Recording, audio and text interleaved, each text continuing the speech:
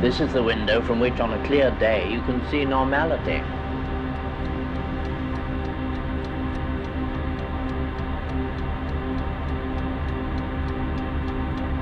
This room is not only a room in a boarding house, but also a ward, a private ward in a home for incorrigibles.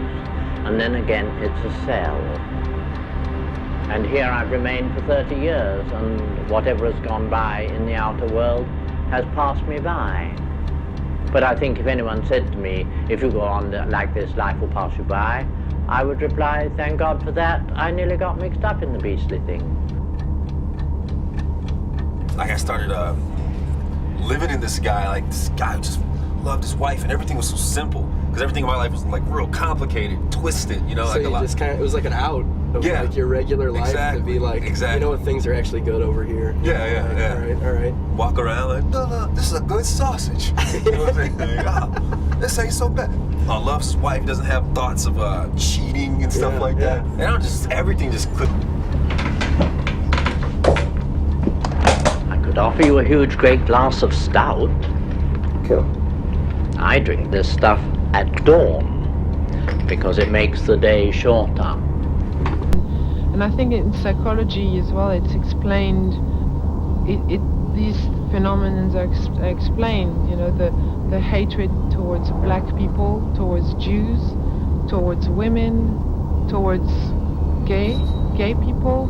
You know, it's all linked to the fact that usually the white man or man cannot deal with their feminine side, with their black side, or their white side if they're black, you know, or their Jew side. You know, they cannot deal with it, and they live in denial of this, and they repress it rather than embracing it as part of their nature.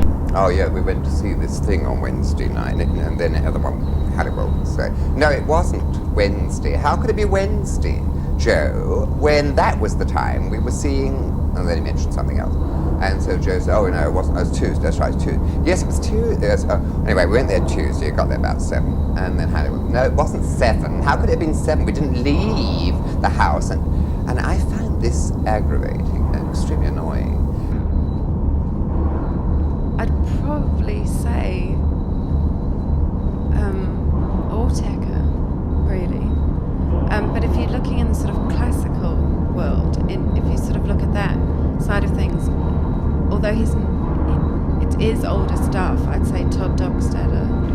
It's all a bit dusty, Quentin. True.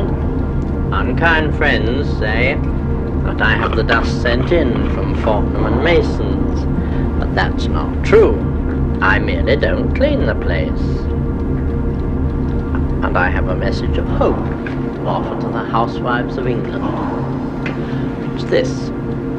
Don't lose your nerve, because after the first 4 years, the dirt won't get any worse. I haven't cleaned this place since I came here, and that's nearly 30 long, dark years ago. And as you see, it merely doesn't look clean, that's all. I don't think we can survive for too much longer, because I think all our business is online, computer business now, and this is a thing of the past. And then I'll tell you what I grew up with. The original of this was in my mom's living room as a 7 and 8-year-old, filled with stories of adventure and mythology. I mean, it's almost impossible not to just dive into that painting every time you see it. And so I spent a lot of time sort of fantasizing about the significance of that work. I don't ever shop now because I found I needn't. My clothes are given to me.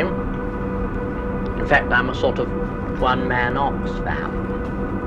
But food was more of a problem until I discovered you could buy stuff at a chemist which you could eat without ever buying anything from food shops. And I don't bother anymore. Buy this stuff, and you mix it up. It's sort of a whitish powder. And you mix it up until it's the color of Wolvermere. And it tastes like Wolvermere too. Ever tasted your own cum? Yeah. It's weird, isn't it? as a kid. I think I was about 12 or something.